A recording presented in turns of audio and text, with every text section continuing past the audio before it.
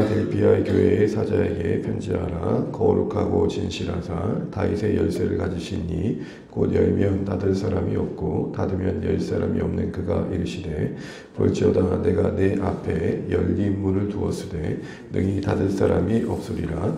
내가 내 행위를 아노니 내가 작은 능력을 가지고서도 내 말을 지키며 내 이름을 배반하지 아니하였도다. 보라, 사단의 해당 곧 자칭 유대인이라 하나 그렇지 아니하고 거짓말하는 자들 중에서 몇을 내게 주어 그들로 와서 내 발 앞에 절하게 하고 내가 너를 사랑하는 줄을 알게 하리라. 내가 나의 인내의 말씀을 지켰은즉 내가 또한 너를 지켜 시험의 때를 면하게 하리니 이는 장차 온 세상에 임하여 땅에 거하는 자들을 시험할 때라. 내가 속히 오리니 내가 가진 것을 굳게 잡아 아무도 내 면류관을 빼앗지 못하게 하라. 이기는 자는 내 하나님의 성전의 기둥이 되게 하리니 그가 결코 다시 나가지 아니하리라.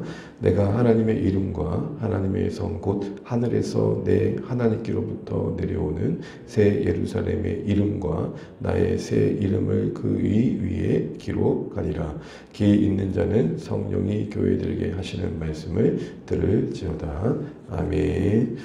네, 인사 나누겠습니다. 함께 기도하며 감사합니다. 복 많이 받으십시오. 고맙습니다.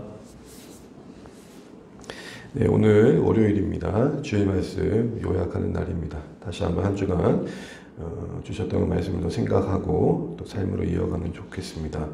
어제 우리 빌라델피아 교회에 대해 살펴봤습니다. 작은 능력 중에도 하늘 위로에 힘입어서 끝까지 인내를 이어갈 수 있었던 교회였습니다. 7교회 가운데 칭찬을 받았던 두 교회 중에 하나죠. 그 칭찬의 내용의 구체성을 보면 빌라델피아 교회가 가장 많은 칭찬을 받은 교회다라고 볼 수 있습니다. 빌라델피아라는 이름의 그 지역의 이름은 형제 사랑이었죠. 두 형제, 형과 동생의 왕의 이야기에 배반하지 않는 사랑이 배경된 이름이었습니다. 다시 말하면 이 형제 사랑이라 이름 지어진 이 지역의 이름엔 사연이 있고 이야기가 있다는 것이죠. 그 이름에 어울리게 세워진 그 교회도 오늘 8절 후반절에 보면 예수님이 이렇게 평가하십니다. 교회가 빌라델피아 교회 너희가 나를 배반하지 않았다. 그러니까 형제간에 배반하지 않는 사건을 담고 있는 그 지역의 이름을 형제 사랑이라 이름 지어진 이 교회의 그 지역의 이름에 어울리게 교회에도 그런 모습이 있었던 겁니다. 그러면서 칭찬하신 내용은 우리가 8절 보게 되면은 작은 능력을 가지고도 내 말을 지켰다라는 거죠. 여기서 작은 능력이라 하면 세상적인 기준으로 볼 때 빌라델피아 교회가 참 많이 초라했다는 거죠. 오늘 식으로 얘기하자면 성도 수라든지 규모라든지 재정 면에서 크게 영향력이 있지 않은 교회였던 겁니다. 그럼에도 불구하고 예수님이 이렇게 평가하십니다. 그런 중에도 너희가 내 말을 지켰다. 이게 오늘 칭찬의 핵심 내용인 것이죠. 내 말을 지켰다는 것은 예수님의 말씀, 그 복음을 믿고 신뢰하고 잘 전하는 그 일들을 감당해냈다라는 것입니다.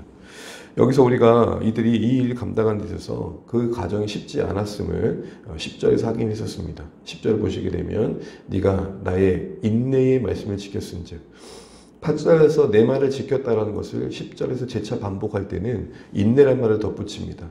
다시 말해 그들이 그 지키는 과정이 못내 쉽지만은 않았던 거죠. 인내가 요구된다는 겁니다. 인내의 말씀이라는 것은 우리가 주어진 그 말씀을 지키는 삶이 인내를 요구받고 있음을 말하는 것이죠. 인내가 뭐였습니까? 우리가 생명의 삶 때 많이 배운 내용인데 휘포모네라고 그러죠. 그 아래, 남다. 어디 아래 거하다라는 뜻입니다. 그러기에 믿음의 삶의 인내라 함은 단숨에 뭔가를 해결해내기보다는 주어진 그 하루의 삶 속에서 한 걸음 한 걸음 나아가지만 지치지 않는 것. 이게 성경이 우리에게 말씀하시는 인내의 삶입니다. 바로 그런 모습으로 오늘 빌라델피아 교회가 그 사명을 감당했다는 것입니다. 이렇게 지속적으로 감당해가는 그 교회의 모습 속에서 우리는 그 칭찬의 예수님의 그 내용 속에서 우리 자신을 돌아보게 되는 거죠. 여기서 우리는 하나님의 관심이, 예수님의 관심이 어디에 있는지를 생각해 보게 됩니다. 우리는 보통 어떤 외적인 능력과 어떤 여건, 상황들을 생각하지 않을 수 없습니다. 거기에 영향을 참 많이 받습니다. 그런데 주님의 관심은 어떤 형편에서든지 할 수 있는 것을 하는 거라는 거죠. 할 수 있는 것. 우리가 드릴 수 없는 것에 대한 불평을 갖기 이전에 드릴 수 있는 것에 먼저 마음을 두기 원하시는 겁니다. 이 말은 바꿔 말해서 하나님이 우리에게 맡기신 것 외에 다른 것을 구하지 않으신다는 겁니다. 그러나 우리는 언제나 다른 사람과 다른 공동체와의 어떤 은연중의 비교 속에서 우리도 저렇게만 된다면 더 잘할 수 있을 텐데, 그 마음 자체가 잘못된 건 아닐 겁니다. 거기에 붙들려 그 무엇도 하지 않는 게 문제겠죠. 그래서 공동체의 가장 건강한 분위기는 뭐냐면 우리 할 수 있는 거 한번 해봅시다. 이런 마음이 모두의 마음 되어지는 것일 겁니다. 사대교회와 비교해보면 더욱 그렇죠. 빌라델피아 교회는 작은 능력 중에도 칭찬을 받았지만 사대교회는 어땠습니까? 왕성한 활동이 있었고 그 이름 그대로 이름이 있었습니다. 유명한 교회였습니다. 그러나 실상은 죽은 교회였죠. 여기서 우리는 예수님의 관심을 다시 한번 생각해 보게 되는 것입니다. 사대교회와 빌라델피아 교회를 엮여 붙여놓으면서 우리에게 스스로 생각해 보라고 도전하신 듯합니다. 말씀드린 것처럼 이렇게 어려운 중에도 적은 능력 중에도 순종해 간다는 게 쉽지 않습니다. 그래서 인내가 필요했던 것이죠. 그러나 사실은 그 인내가 지속되는 데 있어서는 위로가 필요합니다. 그래서 이 빌라델피아 교회를 향해 칭찬하신 뒤에 오늘 곳곳에 숨겨져 있는 주님의 위로에 대해서 우리가 어제 생각해 봤었습니다. 그래서 10절 상반절을 보면 이렇게 말씀하십니다. 네가 나의 인내의 말씀을 지켰은즉 내가 또한 너희를 지켜. 얼마나 은혜됩니까? 우리가 말씀을 지키고자 할 때, 인내하고자 할 때 그걸 감당할 힘을 주신다는 겁니다. 보통 이렇게 순종해 가면서 어려운 중에도 인내해 가시는 모습들을 보게 되면 대부분 성도님들이 이런 고백을 합니다. 하나님이 저에게 감당할 힘을 주세요. 그러니까 그 사람의 실력 이전에 지키고자 하는 그 마음을 긍휼히 여기시사 그 긍휼을 따라 그 인생을 붙들어 주신 하나님의 지켜주심이 더 큰 거죠. 그래서 여러분 우리가 이 길을 쭉 지나고 보면 아이고 그 길을 어떻게 지나왔노? 라는 생각 중에 하나님의 은혜가 다시 한번 생각되는 거죠. 오늘 그런 차원에서 빌라델피아 교회에게 약속하셨던 속히 그들 가운데 찾아오셔서 주시고자 하셨던 그 위로가 우리 가운데 그렇게 묵상되어지고 우리의 위로로 삼아서 이 땅에 계속해서 그 복음의 사명을 잘 감당해 가는 교회와 신자로서의 모습을 살아내야겠다라는 거였습니다. 교회에게 약속하시는 위로가 뭐였습니까? 첫 번째는 기대하지 않았던 반전이 있더라는 겁니다. 9절 보시게 되면 이 교회를 가장 힘들게 했던 것 중에 하나는 소위 유대인 그룹이었습니다. 근데 성경은 그들을 자칭 유대인이라고 평가합니다. 이 말이 뭐죠? 스스로는 하나님의 백성이라고 읽을지 모르지만 하나님이 인정하지 않았다는 겁니다. 그래서 그들을 향해 뭐라고 또 평가하시냐면 여러분 9절에 보게 되면은 거짓말하는 자들로 평가됩니다. 자기들은 하나님의 백성이라고 말을 하지만 하나님을 인정하지 않은 거짓말이라는 겁니다. 근데 그들이 9절 보시게 되면은 어떻게 됩니까? 교회 앞에 그 발 앞에 절하게 된다고 말합니다. 이 말 안에는 자신들이 복음을 대적했던 그 삶을 돌이켜 다시 한번 예수님께 나온다, 구원을 얻는다, 회복되어진다 이런 의미가 담겨 있을 겁니다. 바로 이런 생각하지 못했던 이 기막힌 반전을 말씀해 주십니다. 교회에게 이렇게 말하는 겁니다. 지금 자칭 유대인이라는 소위 하나님을 위하지 않는 사단의 해당의 그룹에 속해 있는 그들이 결코 돌아오지 않을 것 같았던 그들이 너희 발 앞에 무릎 꿇을 날이 올 것이다. 우리 주변에도 저 사람 돌아오겠노? 라고 생각했던 사람들이 있을 텐데 그런 사람 중에 하나님이 부르실 인생이 있을 것이다. 그러니 인내하자라고 말씀하는 겁니다. 하나님의 때와 하나님의 일하심의 그런 방법들을 우리가 예측하고 재단할 수 없다는 것을 말씀하시는 거죠. 그게 위로가 된다는 겁니다. 막연함을 말하는 게 아닙니다. 희망 고문을 말하는 게 아닙니다. 하나님은 부르실 영혼을 반드시 불러내신다라는 그 신실함 위에 우리가 품을 수 있는 마땅한 소망인 것이죠. 두 번째로 주신 위로가 뭐였습니까? 대단한 일은 아니어도 우리의 기대했던 보상은 아니어도 우리가 생각했던 현실적인 하나님의 보상은 아니어도 작은 일들 속에서 하나님의 사랑을 확인해 갈 줄 아는 영적 감각들이 우리 신앙의 진짜 위로가 된다는 겁니다. 그래서 여러분 9절 다시 보시게 되면 그 거짓말하는 자들 유대인들 중에 여러분 말씀을 보게 되면 이렇게 되어 있습니다. 며칠 내게 주어. 다 돌아오는 게 아니라 그 중에 일부가 돌아온 겁니다. 작은 숫자가 돌아온 겁니다. 근데 9절 끝절을 보실까요? 뭐라고 되어 있습니까? 그걸 통해 내가 교회를 사랑하는 줄을 교회로 하여금 알게 하겠다라고 말합니다. 우리 입장에서는 다 돌아와야 하나님 우리 사랑하시는 것으로 알 수 있을 것 같은데 오늘 그 어려운 중에도 인내 가운데 믿음을 지키고 복음을 지킨 교회에게 그 위로 차원에서 모두가 돌아오는 대박 같은 사건으로 찾아와 주신 게 아니라 그 중에 몇 숫자로 보면 얼마인지 모르지만 그렇게 많지 않은 인원이 돌아온 것을 가지고 하나님이 떡하니 나 너 사랑해 라는 말씀을 하고 계시고 그 몇 안 되는 사건들 속에 담으신 하나님의 사랑의 마음을 교회는 받아들이기를 기대하고 계신다는 겁니다. 이게 오늘 우리의 현실 속에서 하나님이 우리에게 주시는 위로의 방식이라는 겁니다. 무슨 말입니까? 우리는 오늘 이 본문을 두고 본다면 유대인들 전부가 다 돌아와가지고 무릎 꿇고 아이고 형님 저희가 잘못했습니다 라고 통곡하는 걸 봐야 뭔가 좀 우쭐될 것 같고 그 쩔쩔매는 모습에서 영적 통쾌함을 느낄 것 같은데 오늘 하나님은 그 몇 안 되는 사건들 속에서 하나님의 사랑을 확인하길 원하신다는 것입니다. 여기서 우리는 중요한 거 한 가지를 알게 됩니다. 하나님이 우리에게 주신 위로는 소소한 사건들 속에 많이 담겨 있다는 것입니다. 당연하게 여겼던 일들 속에서 또 정말 몇몇 안 되는 그런 작은 일들 속에서 하나님은 사랑을 느끼고 신자들이 그 사랑을 발견하고 누려가길 원하신다는 겁니다. 우리의 욕심이 너무 커, 또 우리 바라는 바가 너무 커서 큰 일들 속에서만 확인된 하나님의 사랑을 안다면 사실 우리의 현실은 그 사랑을 경험할 수 없다는 것입니다. 왜요? 사실 우리의 신앙의 현실은 그렇게 큰 일들이 많이 일어나지 않습니다. 그래서 우리는 사탕을 구하는 떼쓰는 아이들의 자세가 아니라 하나님의 사랑 안에서 애쓰는 삶을 살자라고 말씀을 드렸습니다. 하나님 이거 아니면 안 돼요. 그래야만 하나님 당신이 저를 사랑하신 줄 알겠습니다가 아니라 그 사랑이 우리 위에 부어지고 있는 현실을 알고 애를 쓰면서 그 안에서 확인되어진 잔잔한 일들 속에 담아내신 하나님의 사랑을 알아가자는 것입니다. 하나님 부족하지만 오늘도 저에게 하루를 허락해 주셨네요. 때로는 맑은 공기를 마시면서 숨을 깊게 들이쉬면서 하나님 그래도 호흡할 수 있는 건강을 그래도 남겨주셨네요. 이런 작은 일들 속에서 우리는 하나님의 사랑을 누리고 위로를 삼을 필요가 있다는 것이고 그 위로가 사실 하나님 우리에게 주시고자 하는 위로라는 것입니다.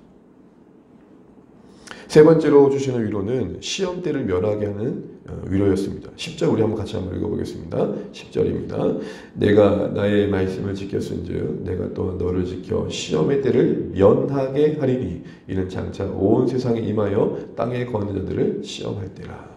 시험의 때를 면하게 해주신다고 합니다. 장차 임할 그 어떤 시험이요.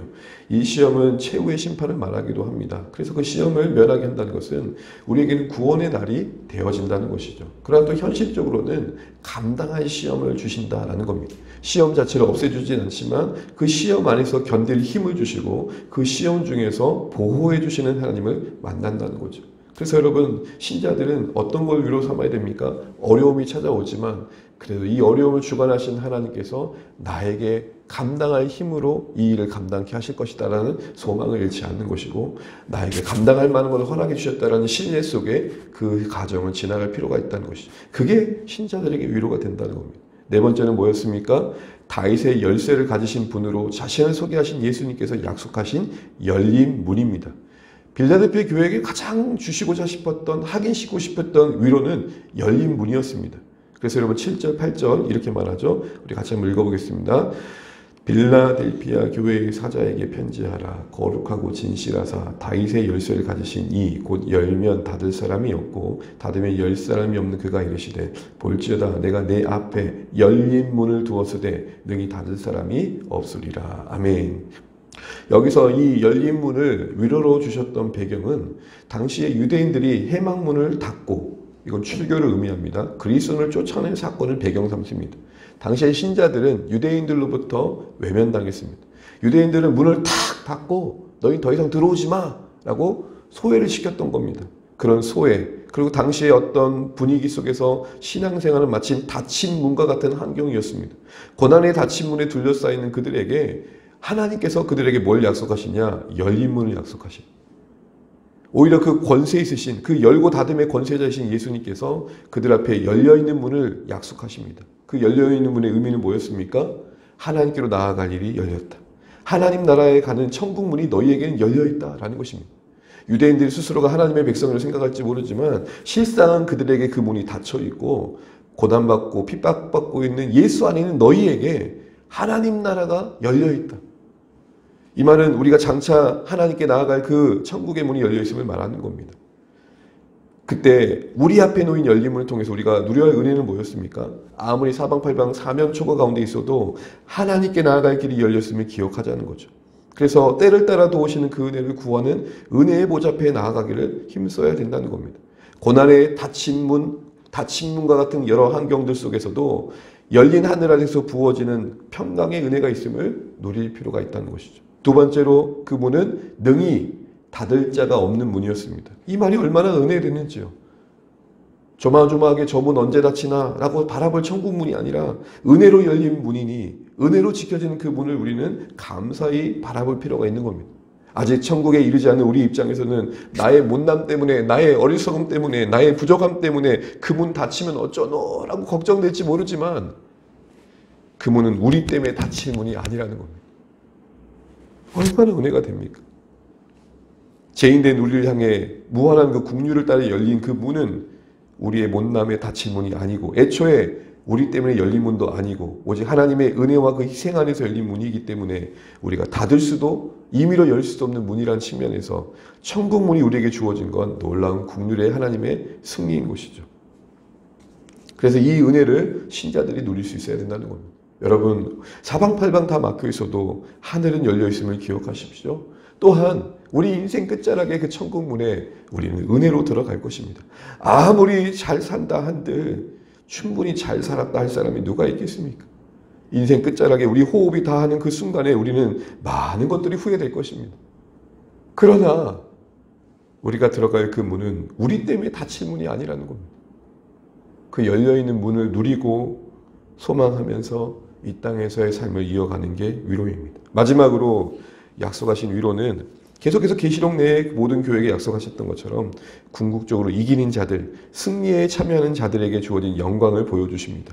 11절 하반절 12절 말씀 읽고 말씀 읽겠습니다. 11절 하반절 아무도부터 함께 읽겠습니다. 시작. 아무도 내 면류관을 빼앗지 못하게 하라. 이기는 자는 내 하나님의 성전에 기둥되게 하리니 그가 결코 다시 나가지 아니하리라. 내가 하나님의 이름과 하나님의 성 곧 하늘에서 내 하나님께로부터 내려오는 새 예루살렘의 이름과 나의 새 이름을 그 위에 기록하리라. 아멘. 여기서의 면류관, 성전의 기둥됨, 세 번의 이름을 언급하면서 그 이름을 그 기둥에 기록하신다는 이 모든 일들은 하나님의 소유됨을 인정해 주시고 그리고 그 성전의 기둥됨과 같이 우리가 이 건물이 있으면 이 뼈대가 이 건물 안에 포함된 것 같이 우리를 기둥으로 세우신다는 것은 반드시 그 나라에 포함시켜 주시겠다는 약속입니다. 기둥 없는 성전을 상상할 수 없듯 우리가 그 성전 안에 그 하나님 나라 안에 천국 안에 반드시 포함될 것을 예수님의 이름을 걸고 하나님의 이름을 걸고 그 백성의 시민됨의 이름을 주심으로 약속해주고 계시는 겁니다. 근데 특별히 여기서 기둥됨이 위로가 됨이 무엇입니까? 기둥은 중요한 위치, 명예로운 위치, 존귀한 위치를 말합니다. 우리가 그래서 이분은 기둥과 같은 사람입니다 라고 말하지 않습니까? 그런데 우리가 그 궁극적인 승리의 날에 우리가 기둥됨을 본다는 말은 뭔 말일까요? 특별히 아무것도 없었던 초라한 빌레데필 교회에 그들이 기둥됨을 하긴 한다고 뭘까요? 교회요. 너희가 하는 일은 진짜 작지만 그 나라에서 얼마나 아름다운 일인지를 보게 될 것이다. 우리도 일상을 살아가다 보면 누군가가 손잡아줬던 거, 내가 누군가의 눈물을 닦아줬던 거 지나고 나면 기억할 일이 아닙니다. 그런데 떡하니 주님이 이렇게 말씀하시는 거예요. 누구누구야 그때 손잡아주고 너무 잘한 거야. 그게 그 인생의 기둥이 되었어. 그게 그 교회 공동체의 기둥이 되었어. 아마 우리는 많이 놀랄 겁니다. 아이고 주님 제가요? 바로 그런 놀라운 은혜를 약속해 주고 계십니다. 더 나아가 오늘 그 이름의 그 기둥 아래에 있는 그 성전의 기둥 아래에 있는 우리에게 뭘 약속하십니까? 결코 나가지 않으리라. 앞서 말씀드린 것처럼 쫓겨났던 경험이 있고 또 지진과 같은 어려움을 겪었던 그 지역의 교회에 입사했기 때문에 그러다 우리가 언제 무너질지 모른다라는 불안감 속에 있던 그들에게 이젠 결코 나가지 않는다 이 말은 끝없는 불안에 영원한 종식을 선언하신 겁니다. 우리 그날에 이제는 눈물 질 일이 없을 거라는 겁니다. 마지막으로 그 기둥에 새기신 그 이름이 우리의 이름이 아니라 주님의 이름이었습니다. 당시에 그 도시의 간습은 누군가가 도시에 공헌한 자가 있으면 그 공헌한 자의 명예로움을 새기기 위해서 그가 좋아하는 신전 기둥에 이름을 새겼습니다. 그의 이름을 새겼습니다. 그런데 여러분, 기둥으로 우리를 세우신 하나님께서 우리의 이름을 거기에 새기신 게 아니라 주님의 이름을 세우십니다. 기둥된 게 은혜라는 것이죠. 그래서 우리는 끝날에 모든 영광을 하나님께 돌리는 겁니다. 영영 부를 나의 찬송 예수 인도하셨네. 이게 우리가 궁극적으로 그날에 고백될 찬양임을 보여주심으로써 역으로 하나님께서는 그 이름을 걸고 우리를 끝까지 책임져 주실 것을 약속하심으로써 교회를 붙들고 계시는 겁니다. 사랑하는 성도 여러분, 오늘 다시 한번 이제 지난 어제의 말씀을 생각해 보면서 우리가 붙들어야 할 필요가 참 많구나라는 생각을 해보게 됩니다. 무엇보다도 고난 중에 함께하고 계시고 또 작은 일들 속에 그 사랑을 담아내시면서 궁극적인 승리 가운데 우리를 얼마나 명예롭게 하실지를 기억하라고 말씀하시는 이와 같은 말씀 속에서 우리가 다시 한번 힘을 얻고 주님을 묵상하고 하나님의 약속을 묵상하는 중에 우리에게 인내를 요구하시는 신앙의 효신들을 넉넉히 감당해 가시는 하루하루이시기를 주의 이름으로 축원합니다. 찬양하겠습니다. 찬송가 435장 나의 영원하신 기억 찬양드리겠습니다. 찬송가 435장입니다.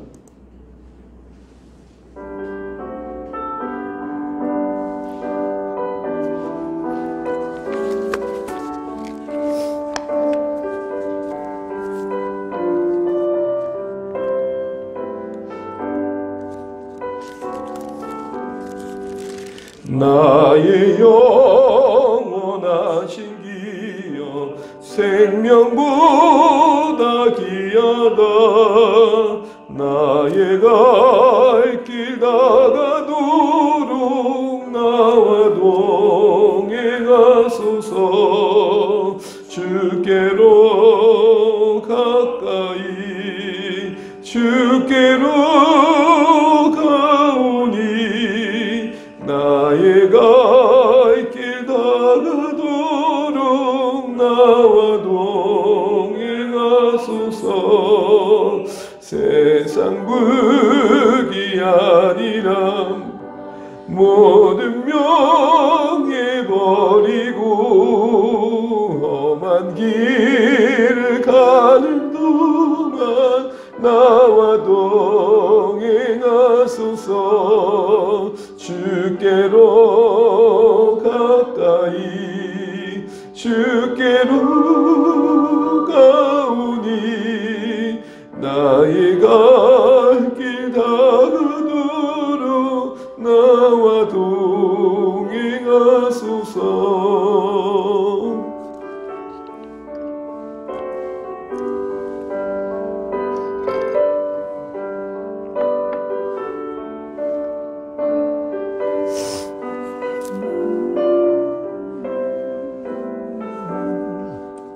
어두운 골짜 지나가며 어두운 골짜 지나가며 험한 바다 건너서 정군군에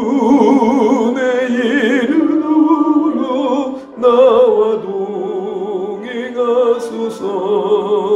주께로 가까이 주께로 가오니 나의 갈 길 다가도록 나와 동행하소서.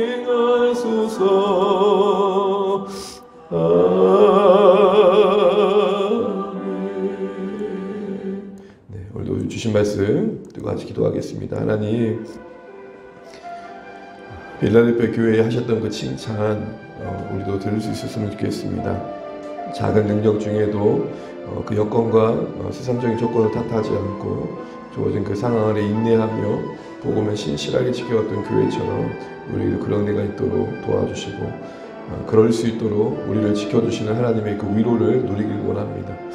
기가 막힌 반전으로 시험의 때를 면하게 하심으로 작은 일들 속에 그 사랑을 담아내심으로 무엇보다도 우리에게 열려있는 문이 있다는 사실들로 궁극적인 승리의 날인 우리의 그 영광스러움을 바라보게 하심으로 결국 우리의 생에 동행하신 하나님을 알게 하실 그날을 선망함으로 우리가 다시 한번 우리에게 약속된 이 모든 위로를 하나씩 하나씩 묵상하면서 오늘 하루를 또 우리의 인생을 잘 감당케 해달라고 기도하시면 좋겠습니다. 특별히 계속되는 계시록 말씀을 통해서 우리에게 약속하신 그 말씀들이 오늘에게 복이 되어질 수 있도록 말씀에 대한 기대와 또 순종의 삶이 더 깊어져 갈 수 있도록 기도해 주십시오.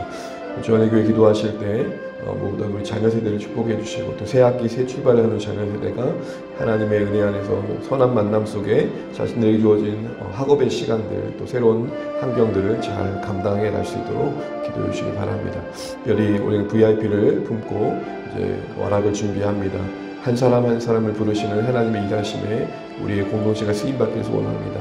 우리로 하여금 품게 하신 영혼들 속에 기도하며 섬길 때에 그들 마음을 찾아가 주시고 녹화하시고 공동체를 통해 주께로 돌아오게 하신 일들이 일어나게 해달라고 기도하시면 좋겠습니다. 또하여 정말로 이 나라 민족을 위해서 또 세우신 교회들을 위해서 또 어려움을 겪고 있는 나라들을 위해서 함께 기도해 주시면 좋겠고 또 우리 각자 기도 제목 받으시고 기도하시면 좋겠습니다.